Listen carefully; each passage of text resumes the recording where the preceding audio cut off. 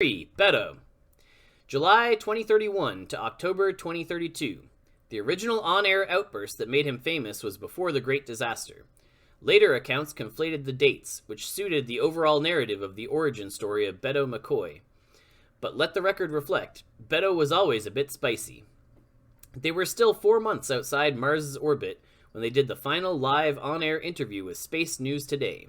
The setup was cute. An audience member would be chosen by the host Delta V to ask a question of the crew, who were floating inside the HAB module of the rocket on live video, streaming to a huge monitor in studio.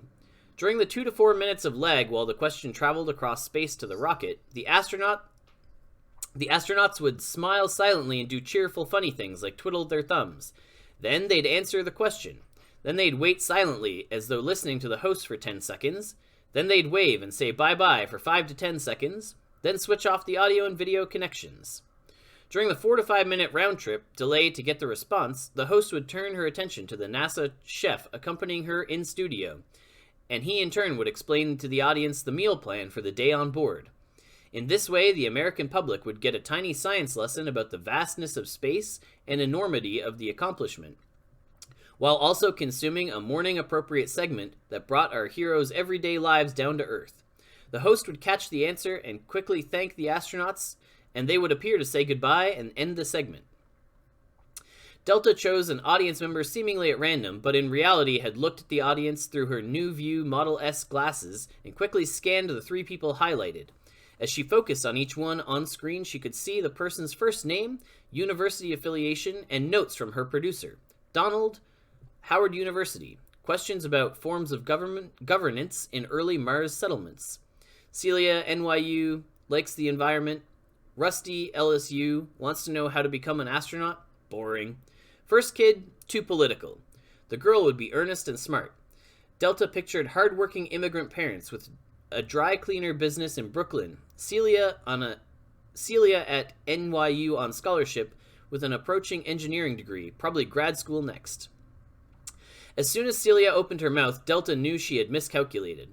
Celia repositioned her body slightly and pushed her left foot out to the side and propped her hand on her hip. Delta realized the shoes were Brett by Brad's, worth a whole semester's tuition right there. The question was well formed and delivered with confidence, poise, and honest expectation of a sincere and considered answer, entitled to a Montessori graduate. Did you know that for the estimated cost of this entire mission, including housing and feeding just the 9 of you for 2.5 years, we could afford to house all of the unhoused people in America and feed them for life? How do you justify this use of resources for indulgences like finding new places to colonize versus helping out here at home? Mercifully, the studio audience was just quiet. Recalculating, Celia was probably a political science major and clerking for someone important this summer. She was probably trying to raise her social influence score in conjunction with social issues as prep to get a staff job on a political campaign. Clever. Not offensive, exactly. Still, Delta knew this was off message for the morning. She attempted to deflect.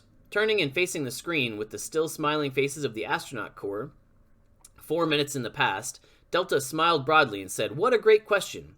Team StarQuest, tell us about why human settlements are so important." Then she gave her full attention to Chef Mark Morris from NASA to learn about how micronutrients are preserved in MREs. Delta saw Celia standing awkwardly in her peripheral vision, unsure of whether she'd have some follow-up interaction. But Delta just froze her out until a producer quietly grabbed her elbow and helped her sit down again. Delta was game enough to drink some orange juice in a plastic pouch and tell the audience it wasn't anything compared to oranges from her grandmother's grove, but it sure beat the mimosas at most restaurants. Chef Morris talked about long shelf time and low-sodium diets. And finally, Delta got the visual flash in glasses that warned her the video feed for the crew had caught up to the question. And soon they'd be providing their on-air answer. Look at that. 5 minutes and just over 40 seconds, it looks like the crew is catching up. There's that question about the importance of our space program. In the second surprise of the morning, it wasn't Commander Lauren Barnes who started to answer, it was Beto McCoy. McCoy was mostly known as the lighthearted one, often playing a little tune on the ukulele or waxing rhapsodic about Texas Rangers or sometimes giving a chemistry lesson. He tended to avoid any sort of political commentary. Well, that's not exactly what she said now, is it, Delta? Miss Celia, is it?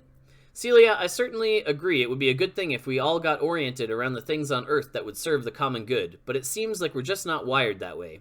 I mean, we're managing to raise carbon dioxide levels in our atmosphere so fast that your population of hungry and displaced people is going to increase by 1,000-fold or more in the next century, no matter how many astronauts you embarrass on national television. By a wide measure, we seem to have rejected the idea of any kind of personal sacrifice in favor of the common good for as long as anyone can remember.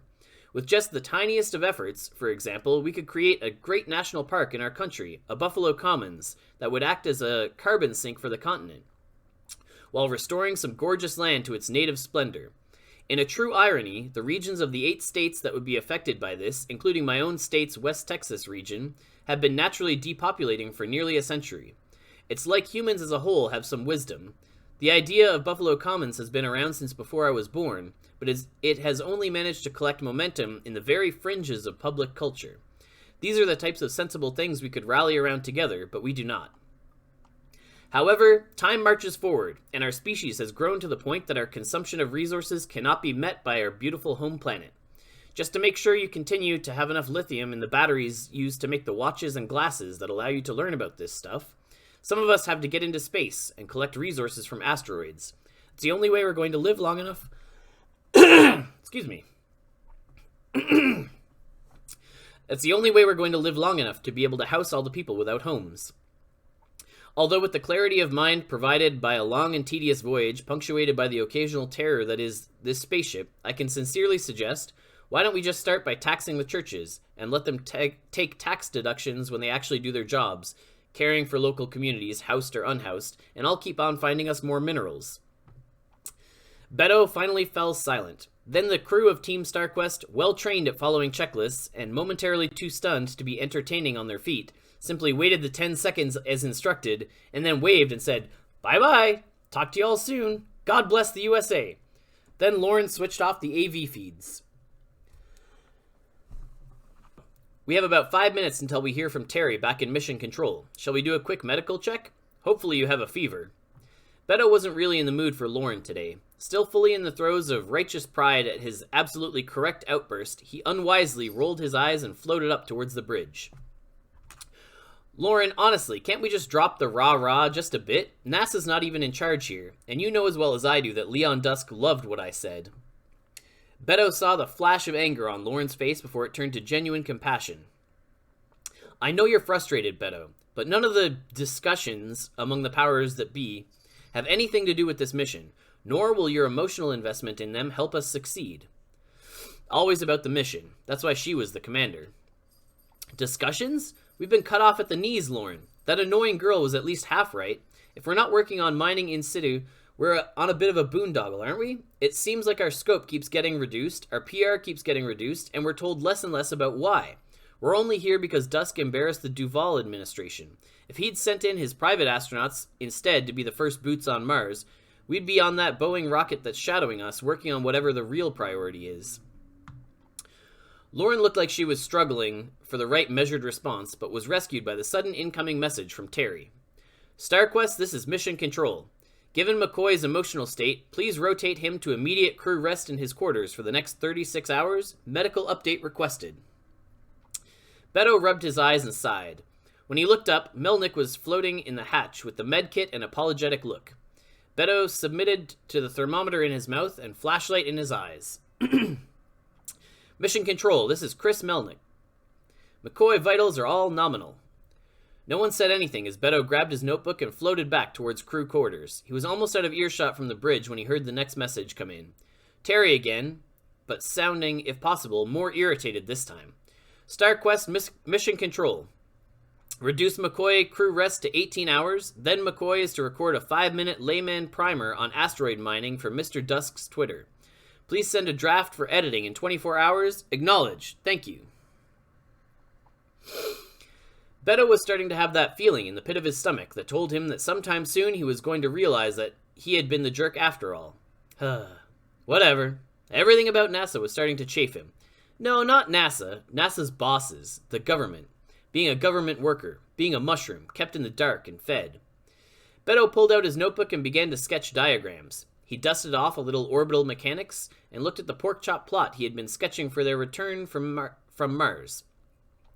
NASA and SpaceX had calculated all of this, of course, but Beto took pride in being more than just a guy along for the ride. He confirmed again for himself what they'd already planned. With the amount of extra fuel already waiting at base camp, generated by Sabatier reactors on the surface, the rover mission, since the rover prep mission 2 years ago, they'd have enough fuel to get home if they had to turn around and leave immediately upon landing. It wouldn't be ideal, and the return would be longer than 9 months, but they'd have enough supplies to make it. They'd have to get that refuel and launch done within 14 days, though, or they'd have to wait for the next launch window that opened February 5th, 2033. Beto was finally absorbing in his full body the true weight of his commitment. Unless something went badly wrong right at the start, he would mark 456 days in the 456 days in the harshest environment to human life that Homo sapiens had ever attempted to make home. Almost 1,000 days in total, from takeoff to splashdown, until he'd be back home in Texas. Those week-long jaunts to the Lunar Gateway were feeling like day hikes now, and this was climbing Mount Everest. He amused himself by making a small hash mark on the inside of his cover to mark his time like a hostage. He had the dissonant thought that he wasn't even supposed to be here, and the guilty pile-on idea that he was taking a spot meant for someone better suited to it. He was qualified, of course. He'd always qualified for everything. Got the grades, joined the football team, made quarterback, kept a good attitude, dated the best girls, got into the right colleges, and studied the best engineering disciplines to keep his options open. Joined the Air Force to be a patriot. Applied to the elite astronaut corps. Cricket, okay. And was, of course, selected because what else could they be looking for? He kept climbing the ladder because he wanted to be able to step off anytime he wanted on his own terms, but he had absolutely no idea what his terms might be. There was no way to fully fill his time with work tasks on a 9-month voyage to Mars. All the food was pre-prepared, and the ship was equipped with multiple redundant sensors for any conceivable equipment failure. And only so many scientific experiments could run on board without access to the bulk of equipment in the payload area. For the first time in his memory, he'd been forced to wrestle with his own unruly thoughts. Perhaps he'd launch a post-NASA career hosting mediation retreats for hopeless Type A people on long space voyages. He tried to nap, but couldn't stop replaying in his head the exchange with the girl on Delta V's show. Why had he brought up the Buffalo Commons? Beto had been thinking a lot lately about the carbon levels in the atmosphere, as a big part of his research on settling Mars. His primary area of expertise was the Sabatier reaction. He would be doing a lot of research on the energy consumption of reactors, scaled to provide enough oxygen and methane for the needs of one person. His research had been diligently conducted, and on Earth, in the months before boarding his flight, he found himself accessing a database that contained some classified atmospheric information. Beto didn't think twice before accessing his NASA account to authenticate and start browsing the research. Most of the really concrete information that he needed on levels of CO2 and rate of change with global warming, etc. was classified, simply because the capabilities of whatever instrument captured it were classified. There were a lot of military satellites out there doing various things, including capturing basic weather measurements, so he wasn't expecting to learn anything truly new, just get precision on data he already knew and expected to see. So when he idly clicked on a report titled Evidence of Cognitive Decline at Lower CO2 Concentrations from 2025, and it was stamped top secret and reviewed by the president, in actual ink on the scanned copy, he didn't realize he was uncorking the greatest secret of the decade, and possibly of human civilization. In summary, it was a report from the WHO and NASA confirming a correlation between elevated levels of average CO2 parts per million, over 400 ppm, and lower cognitive performance across human populations, normalized for all other factors. It opened with a review of the commonly accepted wisdom that CO2 would start causing cognitive decline around 900 ppm, and it appeared the real threshold was less than half that. While it was true that the above baseline exposure to 1,000 ppm situations in crowded rooms and whatnot caused the decline, it also now became clear that when the body could never return to a sub-400 ppm environment for at least part of the day, it never got a chance to fully cleanse the concentration from its bloodstream, and the decline was advanced. Furthermore, this effect was amplified in newborns and toddlers, so all babies born after about May 9th, 2013 forward were suffering from a lower cap on their overall academic potential versus babies born earlier. This cognitive decline would exhibit first as an increased anxiousness and exhaustion among the population. Beto was thunderstruck to realize the Miller administration had kept this secret for at least 5 years. Surely there was a plan to address this, mitigate it, fix it, or at least slow it down by curbing CO2 emissions. CO2 emissions were crossing 500 ppm, and scientists believed the peak would be at no less than 650 ppm. Even with aggressive action from here, Beto didn't have a lot of time before his rocket launched, and no one needed to tell him explicitly that NASA frowned on its astronauts getting stirred by politics, so he didn't say anything to anyone at work. He did call his mom, though. "Are you sure you're understanding what you're reading, honey?" Linda McCoy no longer had room in her imagination for anyone's propaganda. Getting too immersed in the affairs of the day did nothing but put her family in danger. This sounds like a study designed to produce panic, and those are dangerous. "Mom, I don't think so. This was from scientists, not legislators and regulators." "Well, I hope you're wrong, or I hope it kills me quickly, or I hope you find a cure for it in space." "Mom, that's not what I'm saying. I no longer think we're going to find a cure for anything in space or anywhere. We've been getting steadily dumber since 2013. Lower attention span, higher anxiety, more forgetful. Doesn't that make sense when you really concentrate and think about it? The world started to get really strange from that point forward." "I don't think we're going to figure out the rest of what we need to start mining asteroids, Mom.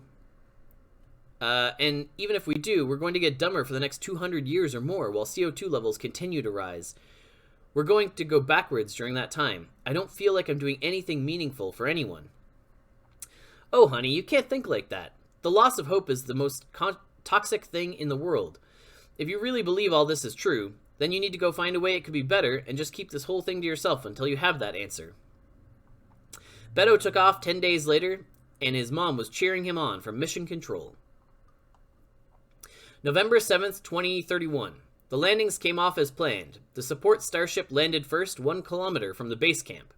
After confirming the location, StarQuest flipped into the atmosphere, applied reverse thrusters, and deployed its parachute to slide into a landing, in between the first rocket and the base camp.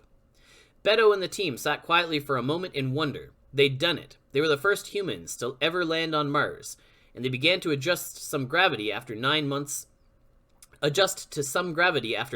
in flight. Lauren made the triumphant message back to Mission Control. They all climbed down the ladder to the bottom hatch and stood side by side on the crane platform that would lower them to the surface. When they reached the ground, Lauren launched a handheld drone to fly out in front of them and get video of the historic event for posterity. She took a few tentative steps along the terrain, and the rest of the team withheld their cheers to let her make a statement.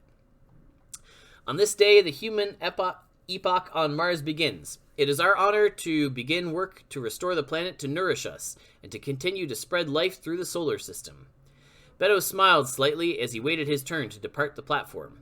Terry had wielded his tiny bit of power back at Houston to try and put Beto in his place one more time, cooking up a reason to reorder the arrival so he'd be last to set foot on the surface. No matter, being ninth to set foot on an alien planet felt perfectly exhilarating today. Filled with warm feelings for his teammates and the adventure that lay ahead, Beto took a moment to look around and appreciate the scenery, which was as expansive and desolate as he'd imagined, but much less exotic. Perhaps one day he'd even get to see pine trees growing on the gentle slopes of the hills, as they do at Pico de Orizaba. Once again, he was back in a warm place of gratitude for the adventures. After Barnes, Kendall Kovalenko was next, with a brief wave and smile at the drone. Then Chris Melnick, a salute. Bonnie Levy stumbled a little off the step, which led Ryan Chong behind her to reach out for her shoulder and step off himself. They both walked with an awkward gait and arms carefully out at their sides for balance. No on-camera antics from either. Sarah Spector stepped down and waved her arms above her head and waggled her hips. Glenn Corbley and Josie Backham, always good for a laugh, had clearly colluded. Glenn stepped down first, moved forward a step, and paused with his torso leaning slightly forward and one arm crooked at the elbow with a hand pointing up and the other behind him. Josie stepped behind him and assumed the same pose, and they started walking in a synchronized robotic dance for a few steps, mugging for the camera. Finally, Beto's turn. He looked down the big step onto the regolith and thought for a moment. It felt good to have some weight on the joints again. He knew he'd have some acclimating to do, but he'd been working out religiously, and he knew his muscle mass and bone density were good. Ah, screw it. He thought about his best catch ever as quarterback, a grand leap where his fingers touched the ball just as he got tackled. Rotating in the air, he'd managed to move the defender below him so he hit the ground on his back with Beto's weight on top of him. Beto had used the momentum to roll off and start running to spike the ball into the end zone. He had this. Beto turned sideways and executed the perfect cartwheel off the platform.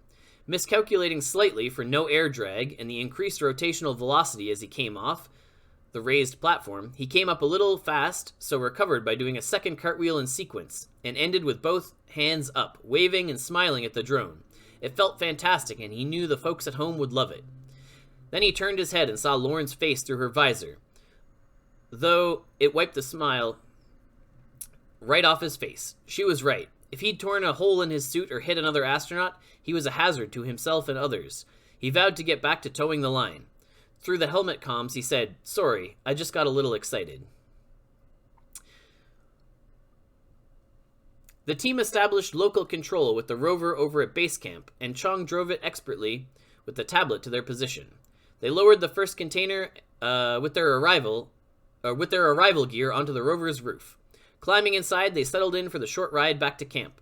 It would need a name, but NASA had generously left that open to the crew to decide when they got there.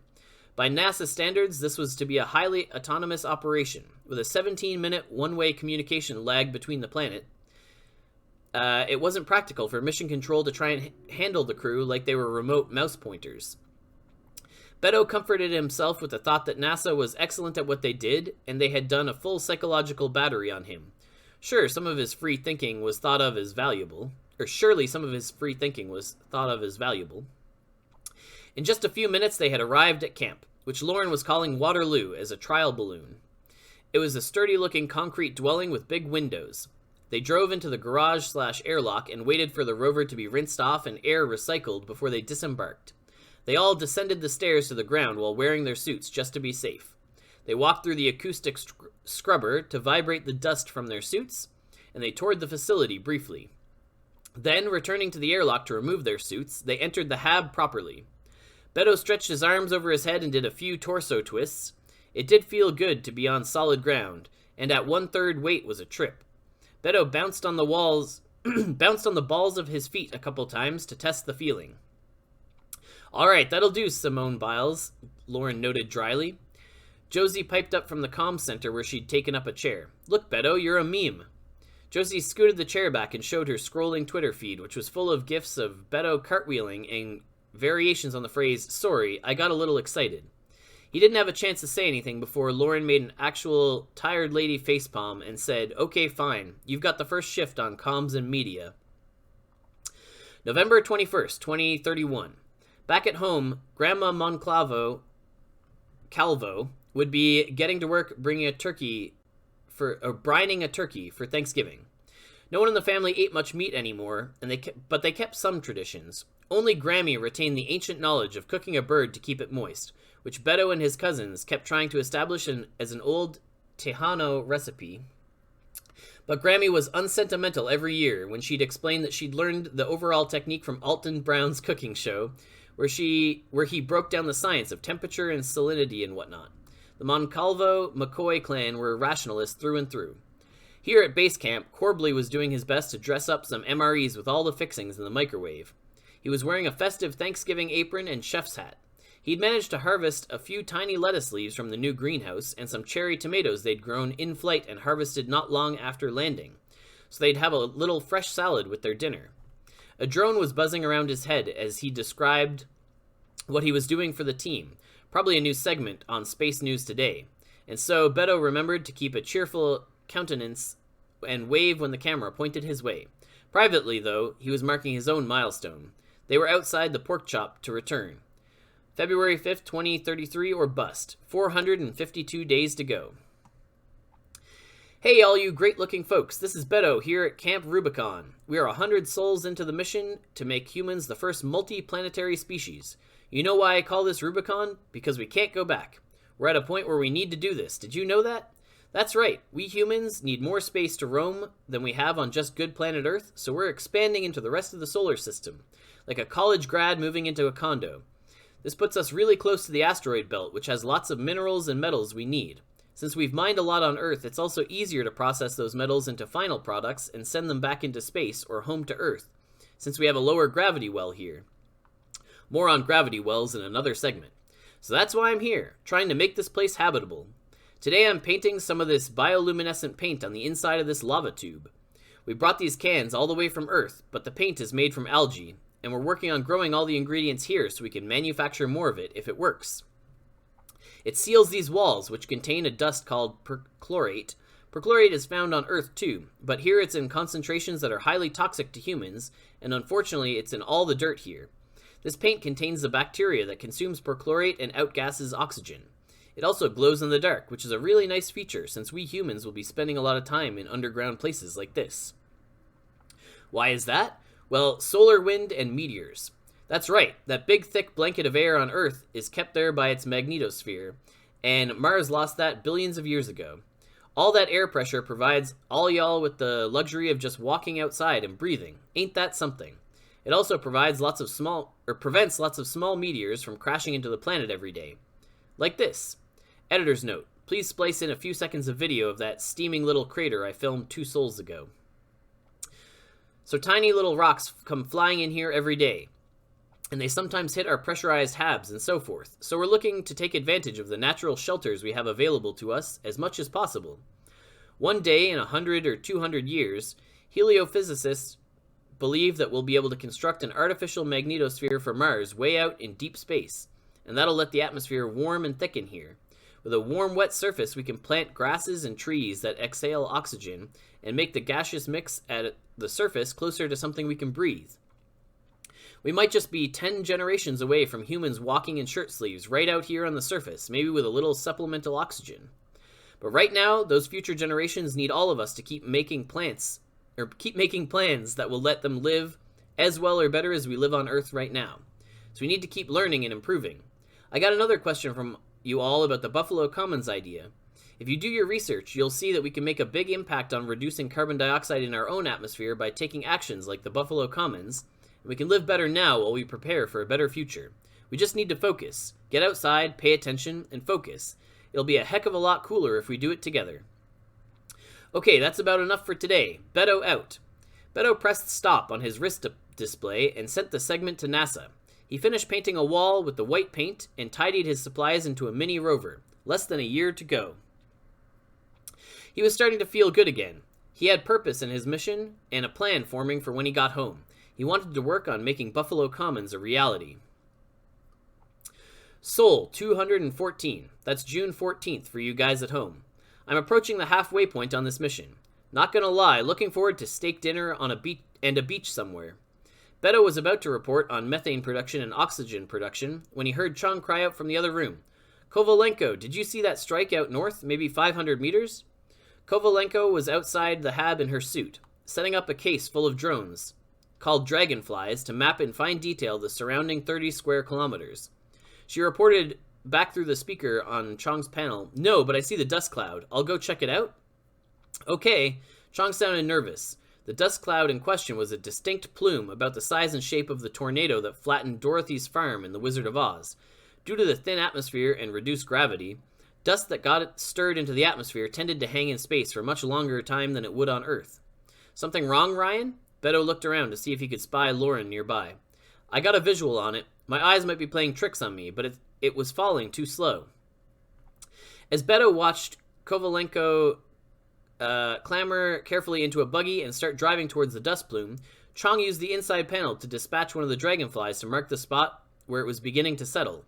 Once it got in place, Beto couldn't resist crowding on the monitor next to Ryan as they watched the dragonfly's view as it descended a bit towards the fallen object. Both men exhaled when they realized it was already covered in a layer of regolith. Kovalenko arrived and jumped down from the buggy, approaching the dragonfly. She squatted carefully and reached down, brushing the regolith off the top of the object. Already something was strange, as any meteor should have been too hot to touch. Then she reached down and pulled it up for all of them to view. It was another dragonfly. Not one of theirs. It had a CNSA logo on it. It was a lightweight model, which meant it had to have been launched from somewhere less than 10 kilometers away. Kovalenko looked around the landscape, but she didn't see anything different than the usual harsh and lifeless surroundings. With a shudder, she threw the drone in the back of the buggy and drove towards the hab. NASA had thanked them for information on the drone and advised them to store it far afield of the hab, in one of the waste drums, and then it was never mentioned again. Beto wasn't surprised. Apparently we lacked the attention span for outrage over things like espionage anymore. Beto knew the China National Space Agency had landed some rovers a couple weeks before their arrival, but they were supposed to be thousands of kilometers away, near Labyrinthus Noctis. Not close enough for anyone to come by for dinner.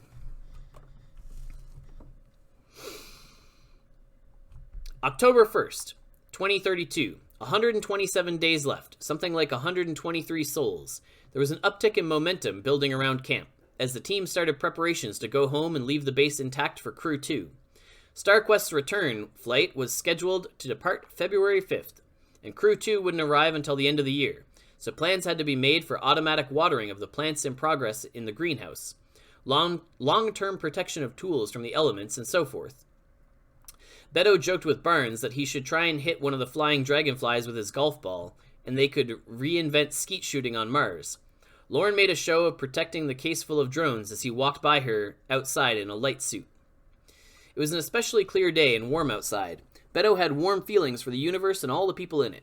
He was so lucky to be in this privileged place of knowing what needed to be done and having the resources to work on the right things. Honest to God, those were his thoughts that morning. He racked his brain many times later for the details, and this was the conclusion each time. He had a little spring in his step as he launched the Hummingbird, a tiny drone that just buzzed around him and recorded audio and video. He had a mic inside his helmet for the main audio track, but he sometimes used the weird audio signals picked up by the Hummingbird mic to complete the sound on his videos. The sound of the golf ball whooshing through space would happen at a slower speed than on Earth, and fall silent faster. It would add a perfect, eerie touch to the episode. He was starting to really get a handle on the content that they liked. Hey all, Beto here from Mars Rubicon 1. Got to thinking about playing a little golf this morning. I brought this 7-iron with me all the way from Houston, and I'm just breaking it out now. That's a crime, right? A golf ball should catch a lot of extra air here. Can you guess why? Yes, it's our old friend air pressure. It's less than 1% of Earth's air pressure, so that's a lot less drag on the ball as it flies. So it'll fly farther, faster. Let's see what the Hummingbird says. Track. With that, Beto leaned over and dropped the ball on the regolith and got arranged in a practice form to hit the ball. The Hummingbird drone was slowly backing up and away from Beto in the direction the club indicated the ball would fly. He lifted the club in a quick practice swing and swung again and connected with the ball with a satisfying pop. The Hummingbird camera swiveled as it tracked the ball across the landscape until it finally hit the ground and started rolling. How long was that drive? Beto asked his wrist, reading the display and replying to the camera. Wow, 2,043 feet. I just so happened to have some video NASA took of me at the driving range with the same club a week before I left on Earth. On that day, I hit 275 feet. Now, I haven't just been eating my Wheaties. That decreased wind resistance and lower gravity helped keep that ball aloft, but you heard it here first. Golf Mars. Hummingbird, track me. Okay, let's walk over and see what Chris Melnick's doing in the lava tube. We can see Commander Barnes has already dispatched some dragonflies to go pick up my golf ball out there. We try to be really conscious of anything we leave in the environment here. Seems like a thing we should work on some more at home. Anyway, so on over to Melnick, who's studying some crop growth in the test gardens out here. Beto looked over at Barnes, who noticed him and the Hummingbird and shot a picture-perfect smile and wave in the direction of the drone, and then turned his attention back to Melnick. In the entrance to the lava tube, which was only 200 meters away from the hab, and in the distance beyond the hab, the StarQuest could be seen. StarQuest's shadow, Remus, was directly behind Beto by about a kilometer. So it was that 17 minutes later, Mission Control in Houston and a small collection of people watching NASA's live stream on YouTube saw the shutter, saw Beto pause and assess whether it was an earthquake, and start to walk towards the lava tube with a bit more purpose. And then the hab get hit. Beto was knocked to the ground from the shudder of the close-by impact. He hit the ground hard, and there was a puff of fire and rising cloud of dust just behind him. Beto stood up and appeared to briefly consider running for the hab before pausing at the sound picking up on his mic, along with his now heavier breathing. What? A meteor? He appeared to say. looking at a small steaming hole near his right foot, and turning left and running at full speed towards the lava tube entrance. The hummingbird tracked him over and above his left shoulder all the way to the tube entrance, and then ducked down and in with him. Melnick looked stunned, standing with the alert button in his hand. "The hab is struck," he said. "There's a lot going on. Are we under attack?" Beto surveyed the landscape as best he could from that vantage point. He could hear a terrible groaning from the direction of StarQuest, but he couldn't see it through all the dust. He could just make out Barnes trying to run in his direction, but dragging her leg and falling. He ran back into the melee towards her. As he looked at his feet, he realized the steaming holes were spreading damp, spongy regolith. The ground was soft, and he twisted his ankle and fell forward at one point, catching himself and pressing on towards Lauren. He grabbed her, and it was clear it was bad. She had a gash in the leg of her suit, and the auto tourniquet had deployed, so it was making her entire leg numb, and she was drifting in and out of consciousness. Beto wrapped her arm around his neck and ran, pulling her along with him as best he could. When he got closer and Melnick could see what he was doing, he ran out towards him and grabbed Lauren's left arm around his shoulder, and together they dragged her into the cave entrance. Inside, they could hear low-frequency booms, which was terrifying, as sound travels such a short distance on low-pressure Mars. That meant the sounds were unimaginably loud and large wherever they were originating. Melnick grabbed the first aid kit for the toxic perchlorate dust in any wounds, and Beto pushed the emergency pressure button, which blew out an airbag with a hatch ring, and he used to pull over the three of them and secure the plastic door in the ring, causing a ding and the sound of positive air pressure.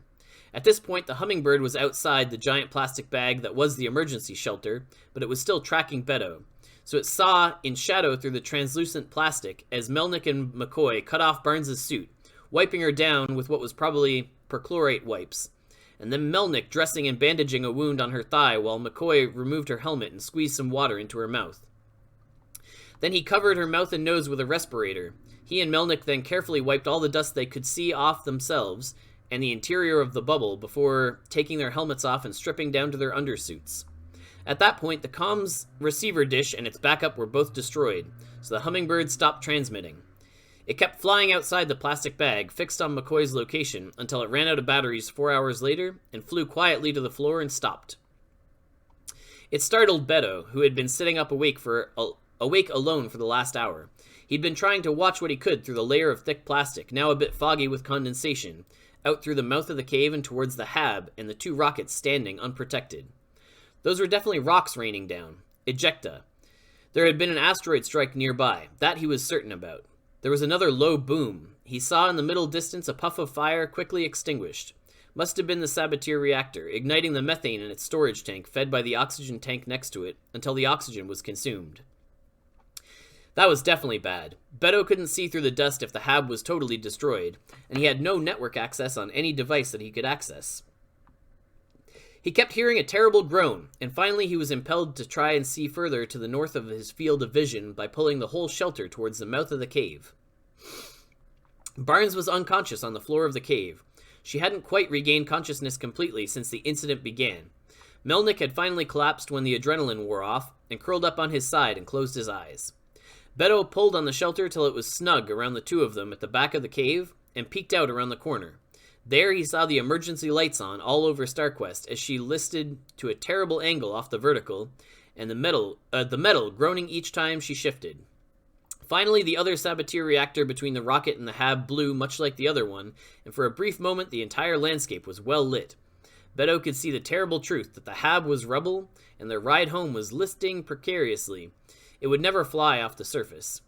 The backup rocket, Remus, appeared to still be upright, but was doubtlessly being pummeled by small ballistic rocks as well. Beto tried to think of a way out, some kind of plan. He moved back towards the inside of the cave, giving Barnes and Melnick a bigger bubble of air around them to help with any claustrophobia, and then sat down trying not to hyperventilate. They had enough air for 21 days for 9 people, so 63 days for 3 people.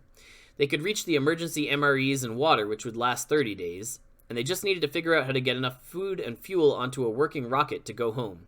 The nearest help was a year away. As Beto pondered this, he felt a shudder and heard a sickening noise, and realized StarQuest had completely fallen over to the regolith.